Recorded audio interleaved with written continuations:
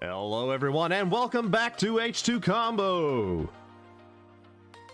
Today we're going to be covering the Tera Raids that are going on this weekend. I was gonna not post a video on this because I didn't think it was going to be that difficult, but then after last night going through a few Tera Raids, I don't think a lot of people know how to handle some of this. So I'm going to put out a little video, just kind of give you a heads up of two types to kind of look for. Now, I will go ahead and say this if you don't know anything about this quite yet.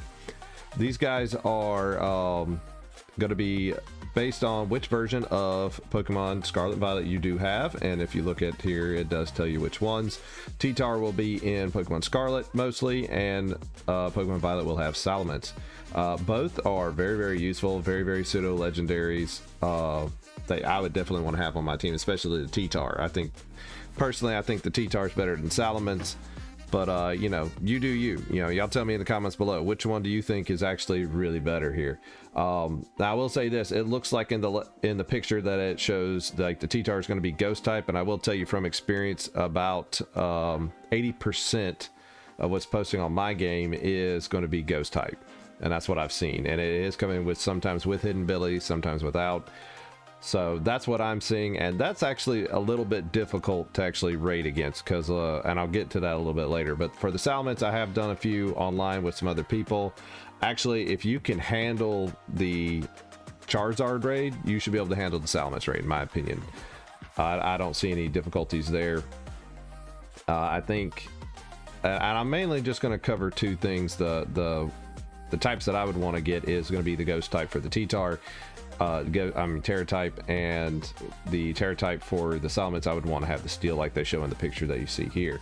So I'd like to just kind of briefly go over some of these. It's going to be a very quick video, not in depth as the others, but I did discover a few things that are quite interesting that you may want to add to your team. So without further ado, let's get into it. Okay, so right off the bat, let's go ahead and get the obvious one out of the way. Let's talk about the Salamence. Looking at it, it's very basic. You know, you got yourself your dragon flying type, good old intimidate ability. If it doesn't come out and intimidate you, then it's going to have the moxie ability. Depending on your play style, some people think it's better than others, but I mean, it's a very fast, strong Pokemon. It's it's something that you will have to deal with on a lot of things. But like I said, if you're going after the steel type, you basically could bring in like the normal Iron Hands, set up belly drum and hit it. I mean, there's no different strategy to kind of deal with on this guy. I think it's pretty straightforward, but a very great addition to your team if you like to go that route. The other one I want to talk about mainly is going to be the T-Tar. If we take a look at its stats, should have, let's see, who has a higher attack here? Let's see. Okay, so Salamence does have like 1 point higher attack than T-Tar does, and its speed is still higher. I knew it was a fast, very, very, very speedy boy. But looking back at the T-Tar, it has a higher base defense than the others. So this is one reason why a lot of people are going to struggle with this guy, especially if it's predominantly going to be ghost type that you're going to see pop up. Ghost type does, as it shows in the original preview, make it immune to the fighting type, 4 times weakness damage. So therefore, if you try to look up what ghost types are weak to, it's 2 things: dark and ghost itself. So it's kind of hard to bring those 2 typings into a battle. But we're going to look at a few strategies, just see where it covers. And I'll go ahead and tell you from experience, this T-Tar definitely has rock attack. I believe it is going to be Stone Edge, Earthquake. So yeah, pretty much one and done there. There's 2 right there that covers a good coverage right there. And for Giga Impact, it was another one, but not really too bad if you got good defense on that. But the big interesting thing is that it gets Ice Punch. This one will have Ice Punch. So if you're bringing in a grass type and you think you got it, well, I can bring in like a Breloom with fighting and grass typing, and yeah, just soak all that damage and then punch it right in the face. Well, first off, if it's a ghost type, you're not going to be able to do any kind of physical hits on that part. But down here, let's see, the Ice Fang, it gets in its thing, but they actually gave this guy Ice Punch. It will have Ice Punch. So my theory of it not having TM moves, I guess they're going to do something a little bit different here on some of the other things as they start coming out. But something to keep in mind. I think I saw Iron Head on the Salamence, but not to roll it out. But this guy is can be pretty troublesome if you don't know what to do with it. But I got some strategies for you, so let me go over some of the strategies to kind of go over. All right, and boom. So let's bring these guys back up here. So again, Iron Hand's very, very useful for all the other mons. It could have some potential against, if you still got one up against a T-Tar, but do realize your fighting type attacks will not work. So the whole Drain Punch thing, kind of tough to do. I do want to bring up something else. So I brought up this in the last video of how to deal with a very good, have at least one defensive mon to basically help keep others alive. And that's the main thing you want to do in these Tera Raids, is keep people alive. Well, Grimmsnarl has a very good way of keeping people alive, and we already discussed this in the previous vid, so I'm not going to spend too much time, but I said I'm thinking about doing another Grimmsnarl and actually redoing his HP and putting straight up special defense, and then a little +4 for attack, because Spirit Break is actually a physical move. Taunt is very, very useful. They have like one move that will either like lower your defense or boost their attack and things of that sort. So it's always useful to have that on one of these mons. Light Screen and Reflect, just in case they like to get a little cheeky. But yeah, Careful Nature, all this kind of stuff. I'm going to actually build another Grimmsnarl for this one, just to deal with physical type mons. And don't forget, Spirit Break has a 100% chance to lower special attack. And I know what some people are saying, well, I'll just I'll do, what is it, Metal Sound or something like that. Okay, well, here's the problem with those moves that don't do damage in a Tera Raid. These guys, when they get up their shield, you can't, those moves don't do jack.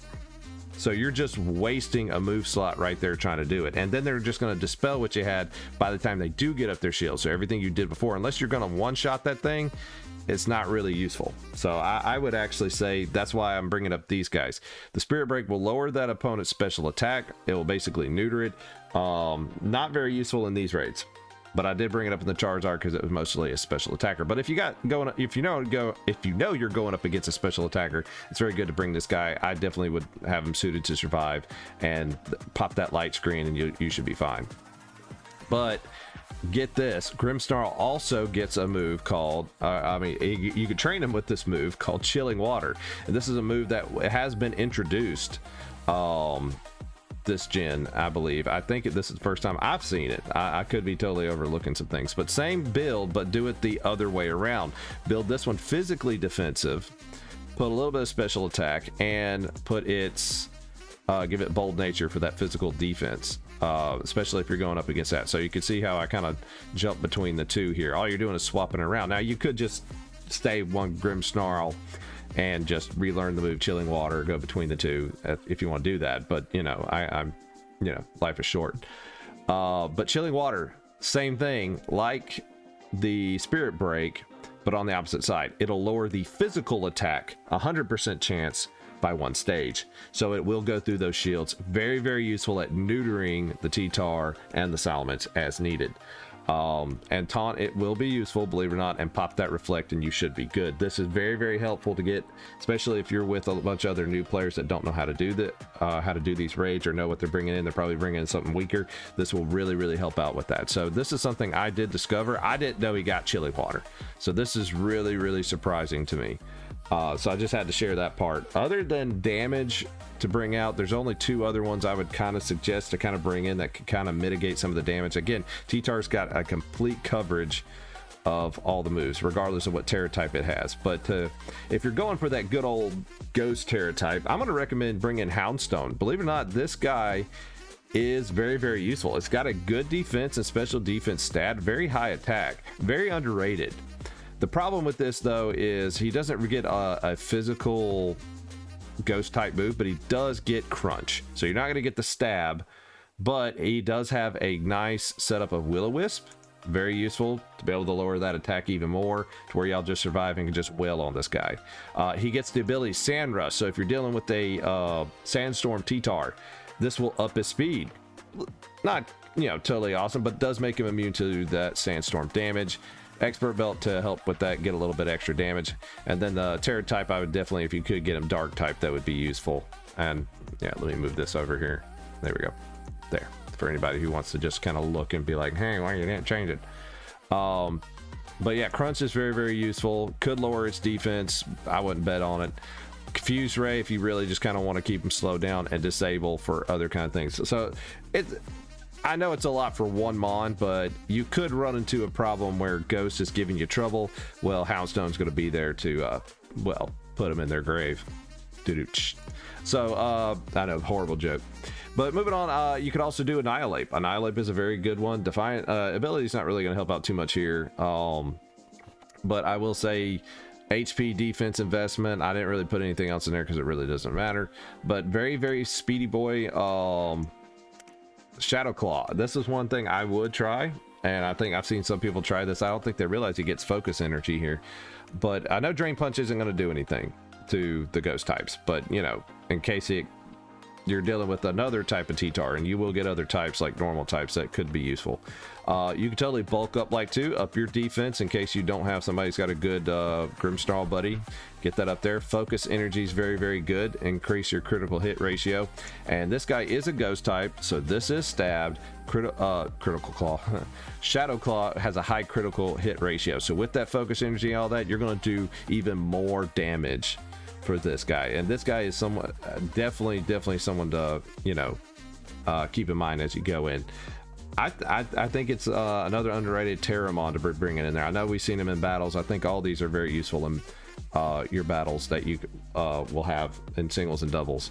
So, but I don't see why they couldn't be used in Tera Raids. But this is just something I want to bring up. If you're struggling with some T-Tar raids and you're trying to figure out how to kind of bring them down, this is what I would recommend. So let me know in the comments below what you think. If you did find this video helpful, please hit that like and subscribe button. I will be bringing more details and little tricks and tips and tricks to get you where you need to be. So, oh, and speaking of other things, one more thing I want to kind of add. The last giveaway that was done for the Charizard raid, we had some winners, and I would recommend also that I will be doing another giveaway whenever next week after this week's Tera Raid. I'll try to post a video to get it up there, and on that video, if the same kind of thing, if you're already subscribed, you're already kind of in, but to qualify for getting the giveaway, I do plan on giving away the shiny Fluttermane.